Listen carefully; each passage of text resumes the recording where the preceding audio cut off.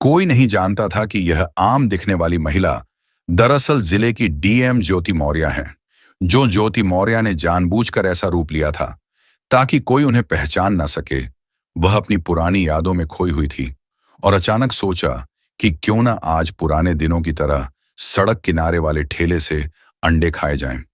थोड़ा आगे बढ़ते ही उनकी नजर सड़क के किनारे एक छोटे से ठेले पर पड़ी।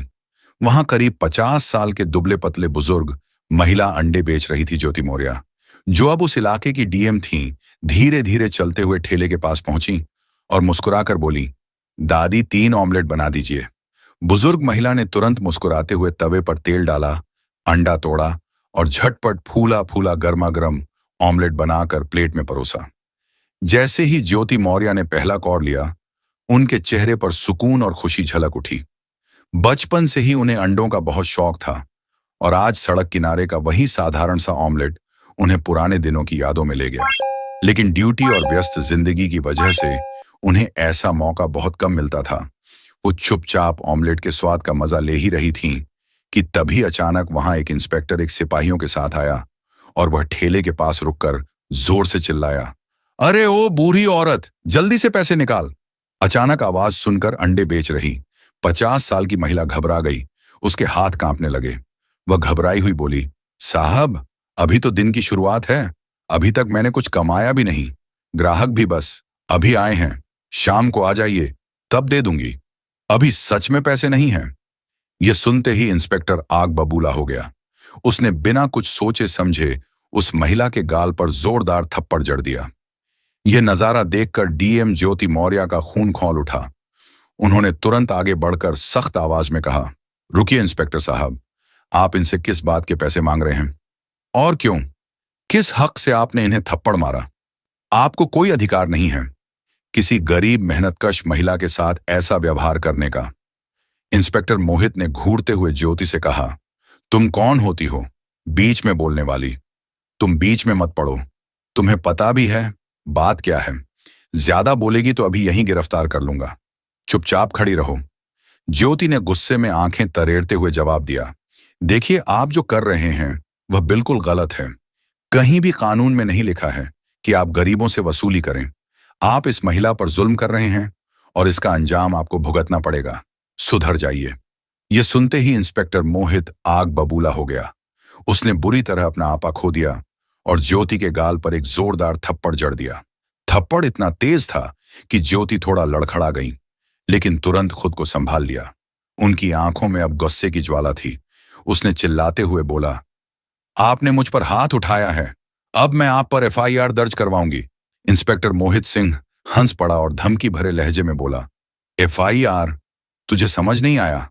अगर ज्यादा बोली तो इतना मारूंगा कि घर तक नहीं जा पाएगी। निकल यहां से, वरना धक्के मारकर भगा दूंगा। इतना कहकर वह फिर से अंडे बेचने वाली बुजुर्ग महिला की ओर मुड़ा।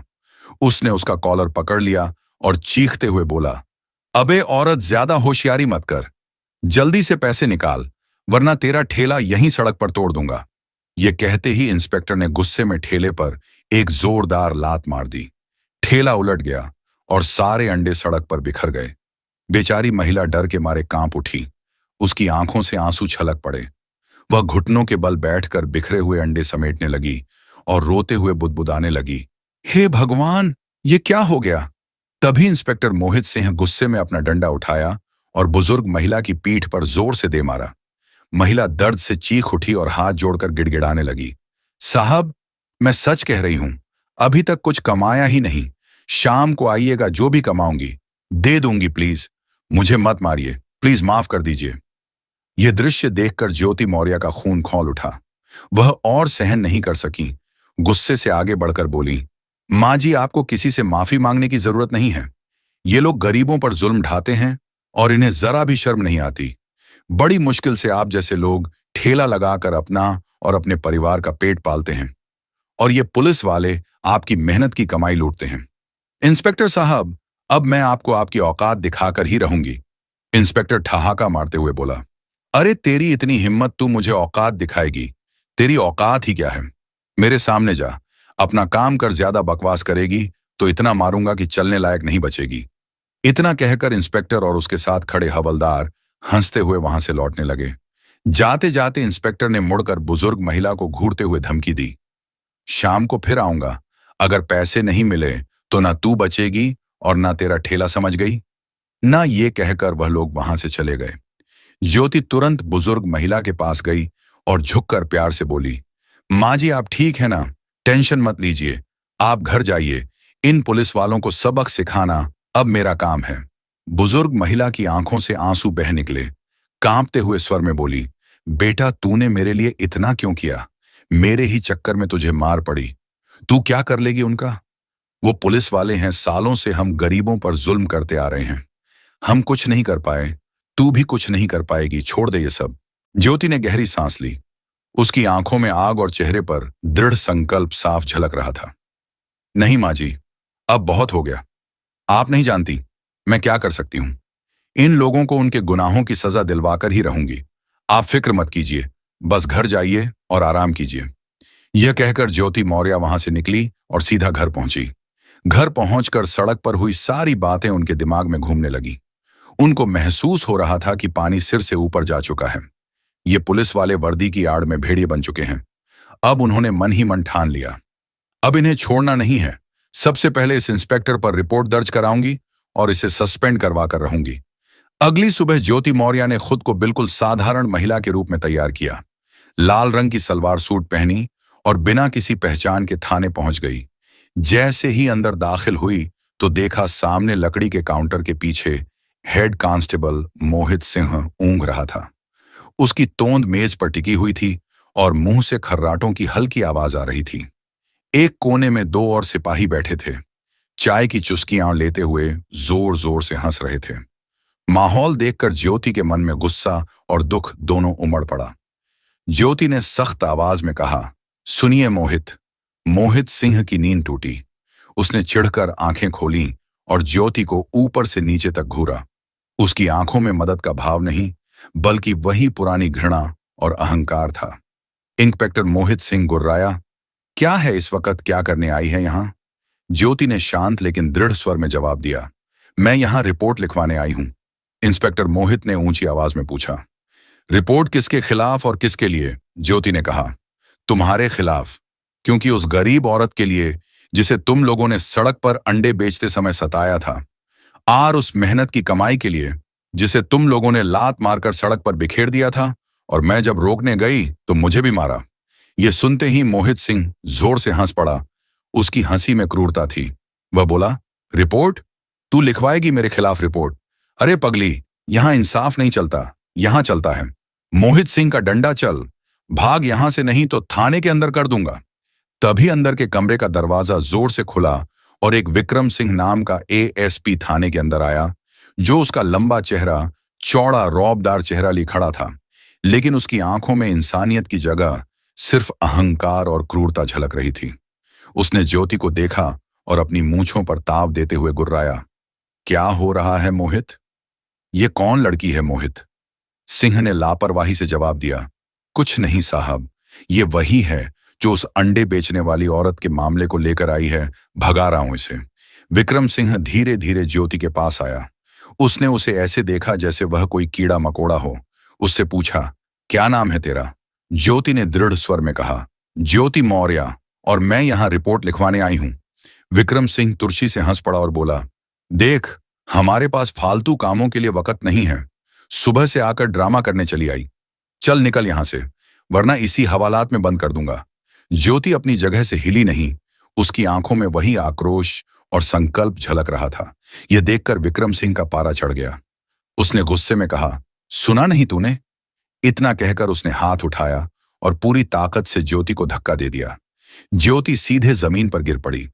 उसके सिर में मेज के कोने से हल्की चोट लगी।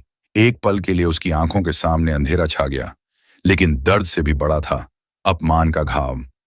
दोस्तों, एक डीएम ऑफिसर जिसके सामने खड़े होने की किसी की हिम्मत नहीं होती, आज एक मामूली एएसपी के अहंकार ने उसे जमीन पर गिरा दिया था।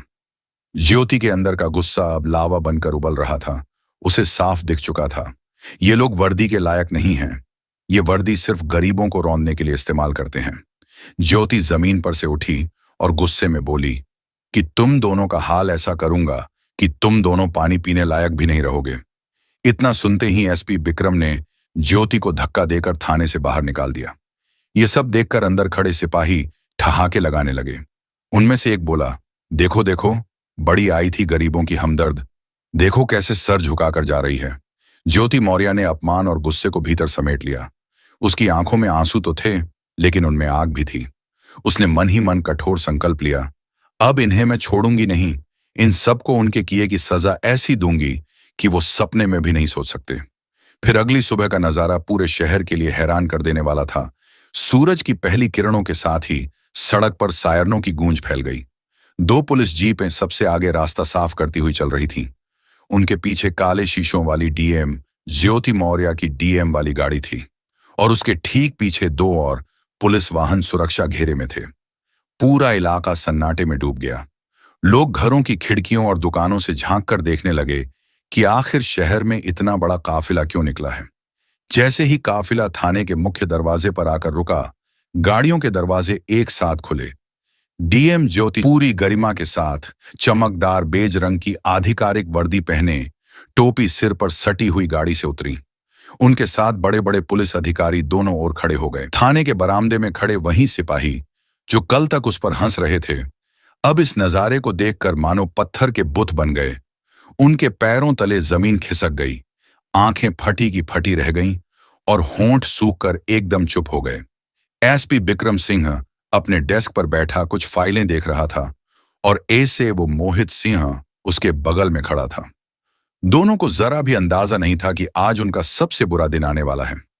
ज्योति ने बिना किसी को देखे सीधी नाप तौल वाली चाल में थाने के अंदर कदम रखा। उनकी वर्दी की चमक और चारों तरफ गूंजता सन्नाटा सब कुछ बयां कर रहा था। ज्योति की आंखें सीधी विक्रम पर जाकर ठहरी। विक्रम ठिठक कर खड़ा हो गया। चेहरे की रंगत उड़ चुकी थी। उसके दिमाग में वही कल का मंजर घूम गया। वही लड़की जिसे उसने इस थाने से धक्के देकर बाहर निकाला था, अपमानित किया था। अब वही लड़की आज इस थाने में डीएम बनकर खड़ी थी। विक्रम के बगल में खड़ा मोहित सिंह भी हक्का बक्का रह गया। उसके चेहरे पर भी डर साफ झलक रहा था। ज्योति ने ठंडी लेकिन बेहद सख्त आवाज में कहा, क्या हुआ, चेहरे का रंग क्यों उतर गया? याद है ना, जब मैं अंडे बेच रही महिला के साथ किए गए कुकर्म को देखकर जब मैं रिपोर्ट लिखवाने आई थी तो यहीं से धक्के मारकर निकाला था मुझे। आज उसी दरवाजे से वापस आई हूं। फर्क बस इतना है कि कल मैं साधारण कपड़ों में आम लोगों की तरह बनकर आई थी और आज डीएम की वर्दी में हूं। विक्रम और मोहित के पास कोई जवाब नहीं था। दोनों के चेहरे झुके हुए थे। ज्योति ने सख्त स्वर में कहा, तुम दोनों ने गरीबों पर जुल्म ढाया है, कानून की मर्यादा तोड़ी है। अब तुम्हें जनता के सामने शर्मिंदा होकर अपनी औकात याद करनी होगी। उन्होंने पीछे खड़े हुए आईपीएस अधिकारी को तुरंत आदेश दिया, दोनों की वर्दी उतारो और सर्विस रिवॉल्वर जब्त करो। वर्दी उतरवाने के बाद ज्योति मौर्य ने और भी सख्त आदेश दिया, अब इन दोनों को वहीं बाजार ले जाओ जहां वह बुजुर्ग महिला अंडे बेच रही थीं और जनता के सामने इनसे माफी मंगवाई जाए। पूरा थाना और सुरक्षा काफिला बाजार की ओर बढ़ा। बाजार में लोगों की भारी भीड़ इकट्ठा हो गई थी। वहीं बुजुर्ग महिला अपने अंडे बेच रही थी। ज्योति ने भीड़ के सामने कहा, याद रखो, जो गरीबों का हक मारता है उसका यही हश्र होता है। फिर उन्होंने एसपी विक्रम सिंह और मोहित सिंह को कहा, अब झुको और इन बुजुर्ग महिला से माफी मांगो। भीड़ सन्नाटे में खड़ी देख रही थी। दोनों अपराधियों ने कांपते हाथ जोड़कर करीना देवी से माफी मांगी, लेकिन सजा यहीं खत्म नहीं हुई। ज्योति मौर्य ने अगले ही पल आदेश दिया, अब इन्हें सफेद गंजी और हाफ पैंट में पूरे बाजार में दौड़ाया जाए। आगे आगे ये दोनों भागेंगे और पीछे पीछे मेरा काफिला चलेगा, ताकि लोग देखें कि सत्ता का दुरुपयोग करने वालों का अंजाम क्या होता है। कुछ ही देर बाद पूरा शहर यह नजारा देख रहा था। आगे आगे विक्रम सिंह और मोहित सिंह पसीने पसीने होकर अपमानित दौड़ रहे थे और पीछे पीछे डीएम ज्योति मौर्य की शाही गाड़ी और पुलिस अफसरों का काफिला चल रहा था। लोग तालियां बजाकर इस न्याय की मिसाल का स्वागत कर रहे थे। हर कोई यही कह रहा था, सच्चा न्याय हुआ है। गरीबों पर जुल्म करने वालों को उनकी असली औकात दिखाई गई है। दोस्तों, अगर आपको यह वीडियो पसंद आया हो तो प्लीज इसे लाइक करें और ज्यादा से ज्यादा लोगों तक शेयर करें। और हाँ, हमारे चैनल को सब्सक्राइब करना बिल्कुल ना भूलें, ताकि ऐसे ही दिलचस्प और दमदार वीडियो आपको मिलते रहें। धन्यवाद।